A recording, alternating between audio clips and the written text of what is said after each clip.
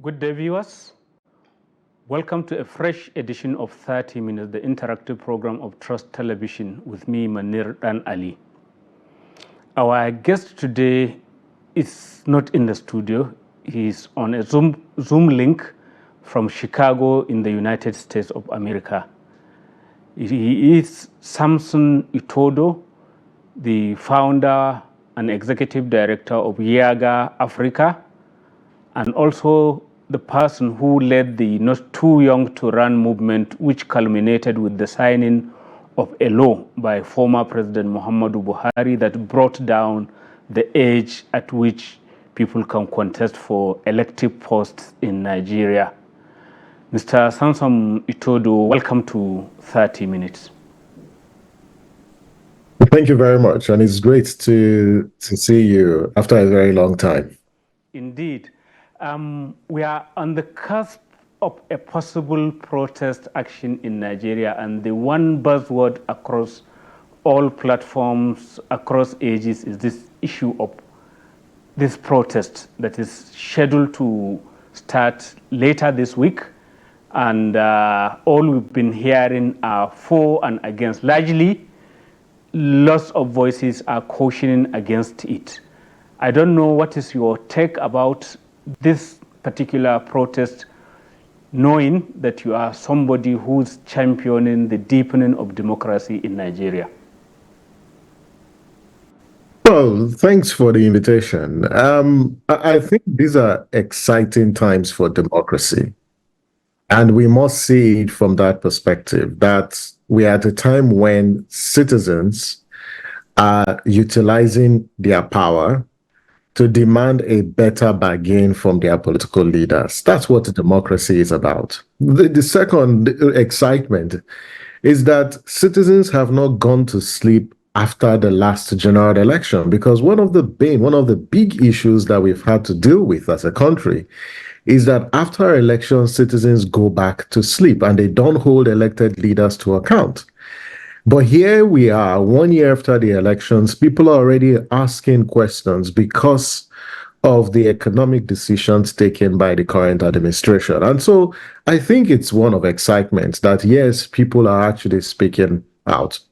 But the second is the general feeling among a lot of Nigerians, which is of trepidation. They worry about protests because they always say that protests in Nigeria tend to degenerate into violent activities. Well, it's not every protest that generates into violent activities. And the big question is, how do protests generate into violent activities? I think that the protesters and those who are the forefront, of this protest are asking fundamental questions that needs to be considered, that the government needs to address and improve the socioeconomic conditions of people, because everyone is affected and we are all hungry due to certain economic challenges. Now, when you say protests actually are hijacked, who are they hijack? Who hijacks the protest? How do they hijack them? And what is the role of the states in managing protest? And the role is very clear, that these individuals who are championing this particular protest, have made it clear that they want to advocate for certain demands that they have articulated. And they do so in furtherance of a constitutional right. So they have a right, to engage with government. Government has a role, to respond to the yearnings of these protesters because they are Nigerians. But government also has another role to protect the protesters so that mischief makers and thugs don't hijack the protest. But until recently, the organizers are more or less faceless. That is what a lot of Nigerian government officials have been saying, that we don't know. Do you know who and who are behind this protest? Who are the guys that you can hold in the event that things go wrong? As a student of social movements in Africa, I think that this whole concept and notion of leaderless movement and how to manage leaderless movements, it's something that our security agencies and our political actors need to learn, because these are, even though not new forms of civic organizing, but it is becoming more profound in recent protests. And there's a reason why, protesters and social movements decide to adopt this posture. And it's simply because over time, due to political repression and intimidation by state forces, they decimate or demobilize protests by going after supposed leaders of the protest. And so, in response to that, social movements and protest movements have decided to adopt this new approach, which is, yes, a leaderless movement, but it doesn't mean that they do not have an arm that interfaces and engages with government. And government, to my understanding, there are individuals that have come to say they are part of this protest, they are part of the organizers of this protest. And so I don't really think that they are faceless per se, but you may not identify one individual or two sets of individual who are leading the protest. This is a new form of approach that organizers movements have adopted, but in the social movement ecosystem, it's not really it's not new. There have been several leaderless movements in the 80s, in the 70s, but this is becoming an approach because of the attitude of government towards protest. And that's clamping down on the leaders as a strategy of demobilizing peaceful protest. So far, there's only one person that I've seen who has publicly owned up. That is the Lagos Senior Advocate of Nigeria, Ebun Oyagbola Oso. I think he's come out to say that he is part of the leadership of this particular protest movement. Are you also part of it, even though you are in faraway Chicago? Well, I don't think it's only the Leonard Silk, Ebon, who is part of this. Now, this is a citizens-led protest, and citizens who are concerned, who have the courage and the time to show up, are going to show up, to be part of this process. I know there are civil society organizations, who are also supporting this protest by ensuring that, one, those who are at the forefront of this protest, abide by the ethics, of protest, because there are certain, conditions, there are certain procedures, there are guidelines for conducting protest that have been developed over time in protest democracies. And so citizens need to uphold those. And if you want to see those who are part of this protest and they are really citizens of this country, I think is to wait when the protest actually begins. You go and you would see those people who are organizing this protest. As you are aware, as we speak, in 3 states, they have gone ahead to commence the process way ahead of the August 1st. And so if government is looking for the leaders of this protest, you would not find leaders of this protest, but you will find individuals who are playing leadership roles, organizing and ensuring that people coordinate their affairs in the course of this protest. But there's no one individual that can lay claim to the leadership of the movement or the protest. Do these individuals include the young man that was arrested just yesterday or so in Jos, who was using TikTok to ask for some anarchic actions because he was calling on people to burn down police stations, to burn down petrol stations, to burn down markets? Is that something that people who are part of the organizers will want to see? Well, I'm glad that the security agencies have taken proactive action by arresting the individual. To the best of my knowledge, those who are organizing this protest have said and have pledged to be civil and be peaceful. Now, there is a limit to what those who are organizing this protest can regulate. And this is where the security agencies have a critical role. For individuals who are making anarchical statements and calling for people, to burn down government buildings as well as national assets, the security agencies should arrest those individuals and make them face the full wrath of the law, because it's not the intendment of the protesters that there should be breakdown of law and order. They are only exercising a constitutional right, which the Constitution gives them, and they are doing so within the premise of our laws. And we must ensure that we support them, to uphold, those commitments that they have made. But where you have mischief makers, where you have unscrupulous individuals who decide as a strategy, to demobilize, to undermine the protest, this is where the security agencies, should prevail and reprimand such individuals. You spoke about the beginning of the protest, that it has already begun in 3 locations. Are you talking of what happened this morning in around Suleja in Niger State, and then the actions that seem to have been triggered by the telecom companies shutting down of people's phones, so people are very angry at telecoms locations in Oshun and I think in one other state? Are those the ones that you are referring to, or are they different? Absolutely. This is what we are talking about, that citizens are angry. There is anger in the land. And there's anger in the land because there are certain, actions taken by political leaders that has subjected people to a lot of exclusion, economic and political inequality that needs to be addressed.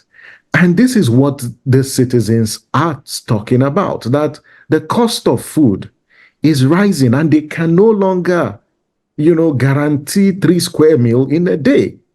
That inflation is on a high increase. Inflation reached about 25%, thereabout. And that is so high, very high, because it is limiting the purchasing power of citizens. The cost of commodities have gone very high. There's also insecurity across, different parts of the country. And if the Constitution in Section 14 talks about the primary purpose of government is the welfare and the security, of the people, therefore government needs to perform its own bargain.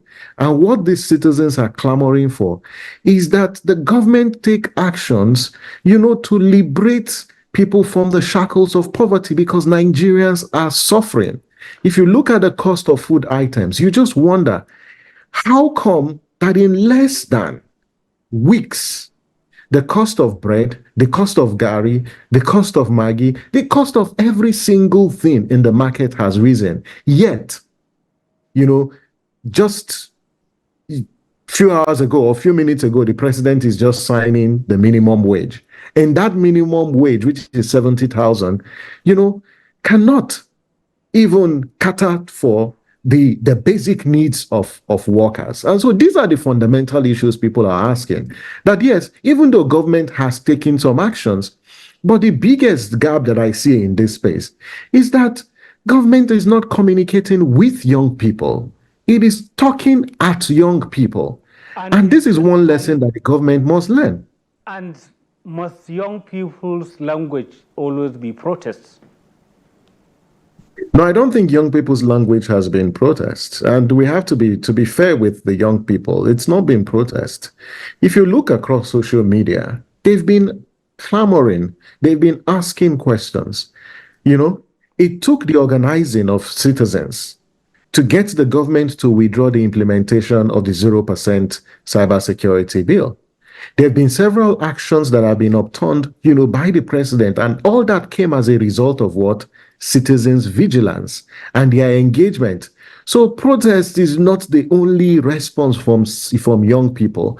Young people have been conducting town hall meetings, inviting legislators and their elected leaders, to be part of those.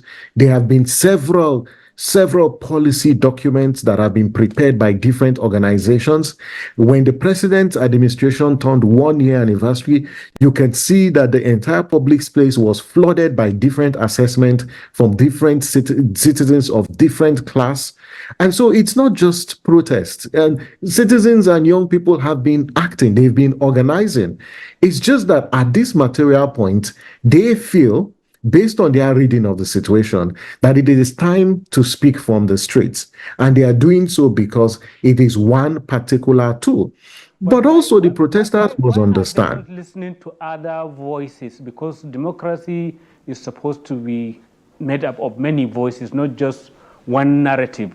Why are they not listening to the people in authority, the clergies, traditional rulers, and all those who come out to say, look, put hold this particular set of protests because the society is very brittle and it could just trigger some big conflagration in the country? Well, with due respect to those institutions, they have a right, to express their views. No, I don't think young people are saying they should not express their views.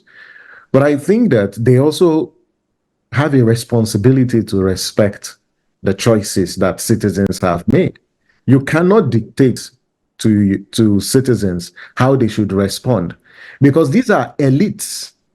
You've called elites who, even if they are facing this hardship, it cannot be compared to the hardship that citizens are actually facing. And so I don't think, they wear the shoe that these citizens are actually wearing, because some of them have access to power, they have access to resources that they can manage their affairs. But you cannot say that to a family, in the village that have not eaten food for 3 days. You cannot say that, to a family that does not have the resources to pay school fees of their kids and their children are at home. You cannot say that to a market woman who does not have electricity and cannot buy gas or fuel to fuel her generator to service, her customers. You can't say that to such individuals. These are the problems and the challenges people are facing. And all they are saying, in case the president is not aware, they want to speak directly with the president and send a strong message with the president that Nigerians are suffering, they are suffocating due to some of the policy actions. There is need for a fierce urgency in taking some of the actions that have been taken, that there is need to review the body language and the rhetoric that comes from our political leaders. Because when you think about the palliatives that were introduced, look at the management of those palliatives. We've seen how bags of rice, the palliative and other points that you've just been powerfully making. But I think at this point, it will be very good for us to go on a short break and resume the conversation thereafter. Our guest today is Mr. Samson Itodo, the Executive Director of Yiaga Africa and the founder, or rather the promoter of the Not Too Young to Run movement.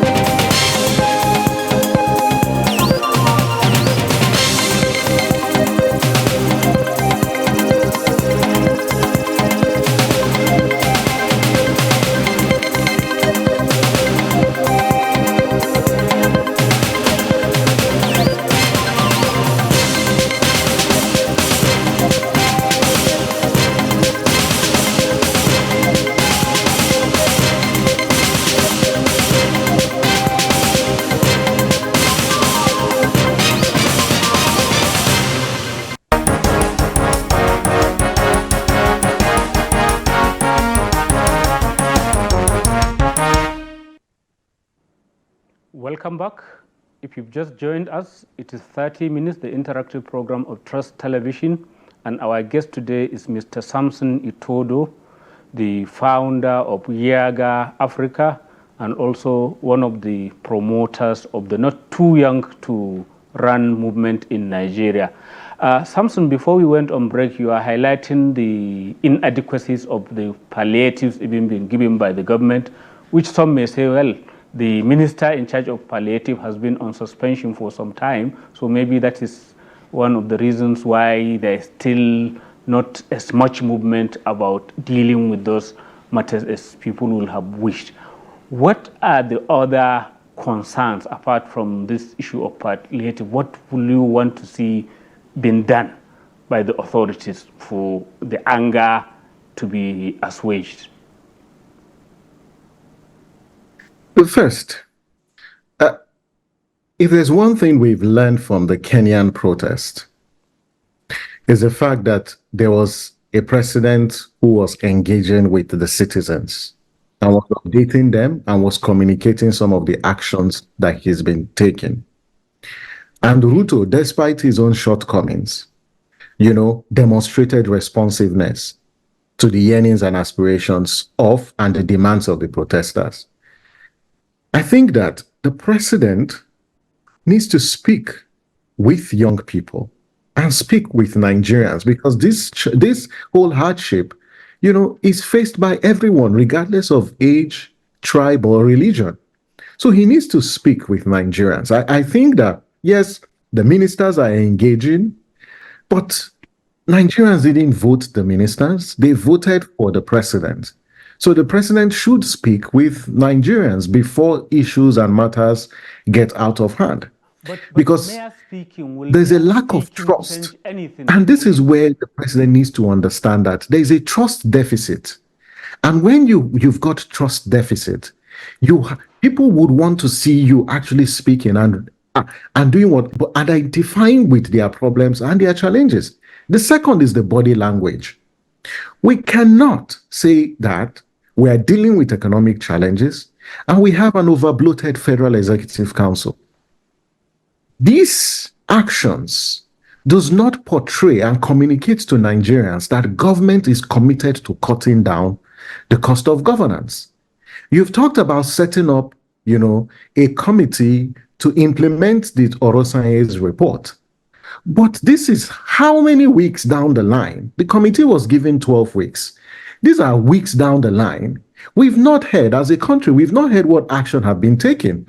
But a new ministry is now going to be created, which is the Ministry of Livestock Development, separate from the Ministry of Agriculture. Now, even if these actions are necessary, but how the president communicates this information and engages with people equally matters, because you are dealing with a context of huge trust deficit. Therefore, you need to inspire confidence. And one way to inspire confidence is by doing what? Is by being open, being proactive, and engaging with citizens, and not push citizens to the wall that until they take to protest before you start running helter-skelter, trying to use different ways, doing what? Of demobilizing the protest. If I may come in there, is merely communication, whether from the president or whoever, enough? Or is it dealing with the fundamental issues on the ground? Because I will want to understand your key demands. No, I think communication is one. The second bit is the leadership decisions and actions that need to about the economy. Yes, the president has said he's taking economic decisions that have long-lasting impact. But the current impact that people are facing is so dire. Like, the poverty gap has widened.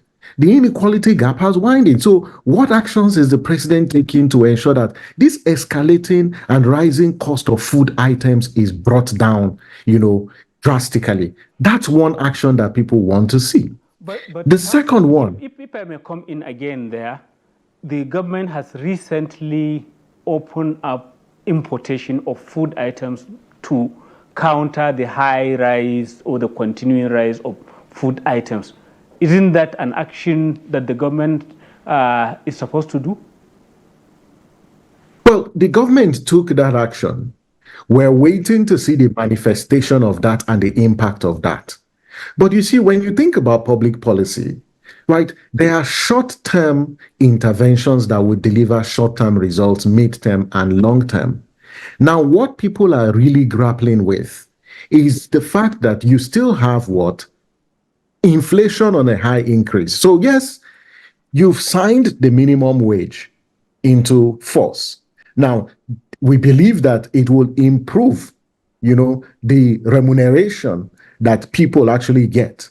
But think about it. It's not everyone that is captured under this new minimum wage, because people who are in the informal sector and even in the informal sector, there's a category of people, because the law is also very clear. I wait to see what this act actually says. But you know that previously, once you have a staff strength of about, is it 30 or 50, you are required to pay the minimum wage. But the people who are low, it's just 25. From 25. Yeah.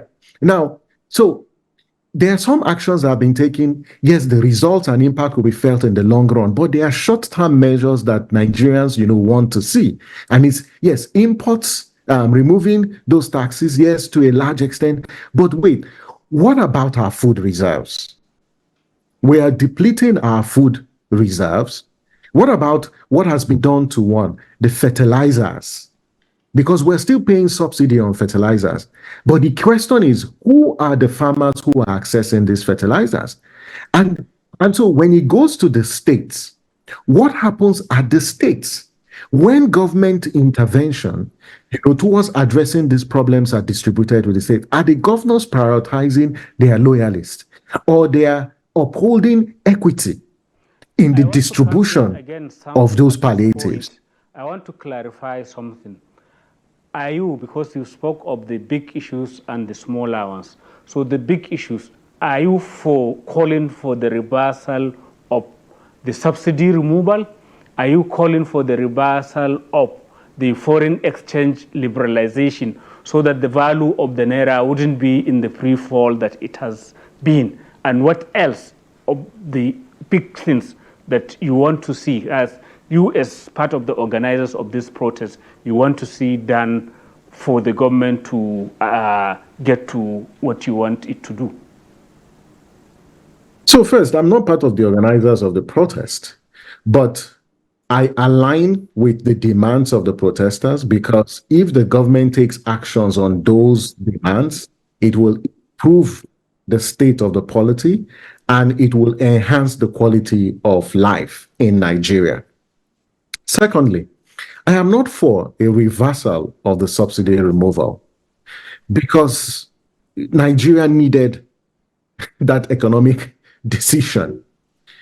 The problem is, at the time the subsidy was removed, it was clear to everyone that there wasn't an articulated, coherent strategy for cushioning the effect of the fuel subsidy.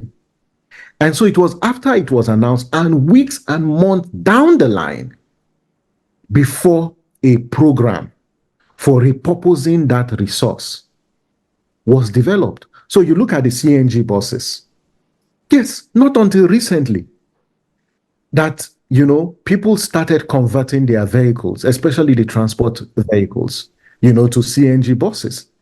And so when you think about this sort of policy, it's about what actions have government taken and whether these actions have inspired public confidence.